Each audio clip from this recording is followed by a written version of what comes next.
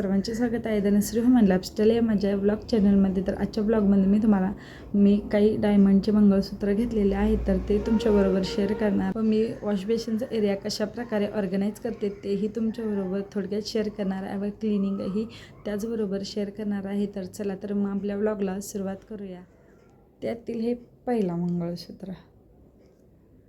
हे पहिलं मंगळसूत्र खूप छान असं दिसतं, मला तरी भरपूर असं आवडलेलं आहे. मी यातीलच एक गोल्डचं डिझाईन बनवून घेणार आहे. खूप छान अशी दिसत आहे. तर तुम्हाला कसे वाटलेत हे मंगळसूत्र नक्की मला कमेंट करून सांगा. तुम्हाला जर घ्यायचे असतील तर मी इंस्टा ID टॅग करते, तर त्यावरून तुम्ही घेऊ शकता. अजून खूप छान असे डिझाईन त्यांच्याकडे अवेलेबल आहेत.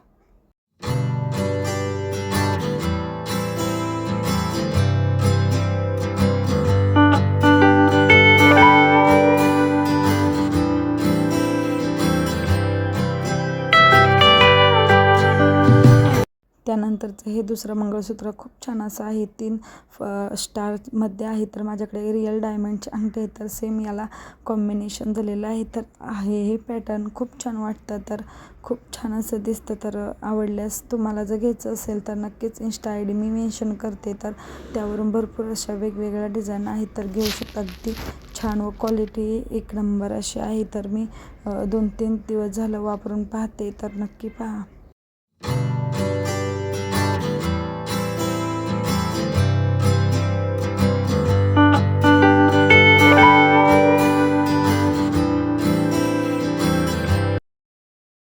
अशा प्रकारच्या पॅकेजिंगमध्ये तर येतं. त्यानंतरचं हे बटरफ्लायचं हे तर खूप छान आहे, कारण माझं एक रिअल डायमंडचं आहे तर ते मोराच्या आकाराचं आहे. तर खूप छान असं आहे, अगदी भारी अशी डिझाईन दिसते. तर हे रोज गोल्डमध्ये येतं. खूप छान आहे. तुम्हाला जर डिझाईन आवडली असतं तर तुम्ही तुमच्या सोनाराकडून ह्या सेम अशा बनवून घेऊ शकता. तर मी तरी बनवून घेणार आहे. तुम्हाला कशा वाटल्या डिझाईन ते नक्की मला कमेंट करून सांगा.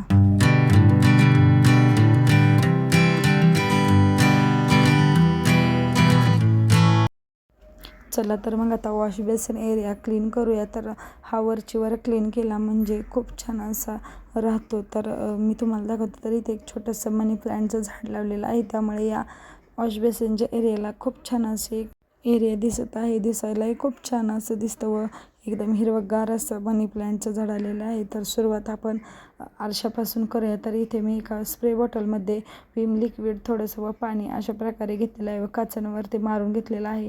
तर कापड घेताना अशा प्रकारे जे आपले हात नॅपकिन असतात तर ते अगदी मऊसूत असे असतात, तर त्याने पटकन असे आरसे आपले क्लीन होतात.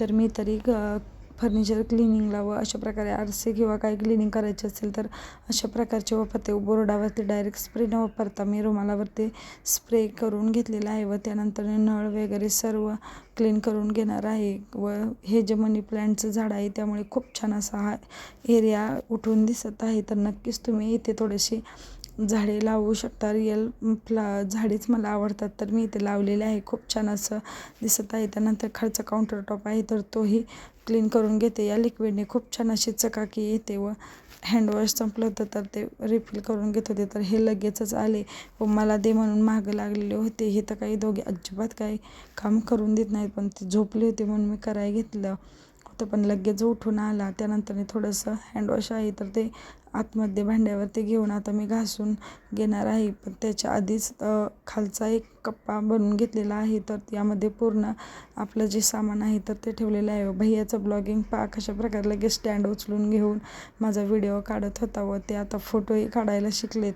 खूप मजा करतात. त्यानंतर क्लीन केल्यानंतर पाहू शकता हँडल कशा प्रकारे चकाकत आहेत. तर त्यानंतर घासांच्या साह्याने हे सर्व वॉश बेसिनचं भांडं आहे तर क्लीन करते. तर मी 1 ते 2 दिवसाला लगेच क्लीन करते, म्हणजे जास्त खराब होत नाही. व यामध्ये 2 डांबर गोळ्या आहेत तर त्या टाकूनच ठेवलेल्या आहेत, म्हणजे वास येत नाही व प्रत्येक आपण हात धुला की लगेच क्लीन होऊन जातं. डांबर गोळ्यांमुळे वासही छान सुटतो. तर नक्कीच ही ट्रिक वापरून पाहावं. छान असं भांडं चकाचक असं क्लीन करून घेतलं व राहिलेला काउंटर टॉप व कडेच्या ज्या भिंती आहेत तर त्याही लगे हात पुसून घेतल्यावर इथे मी पाय पुसणं टाकलेलं आहे. तर इथे 2 पाय पुसणे लागतात, नाही तर हे दोघे काही सगळे वले पाय घेऊन आतमध्ये जातात.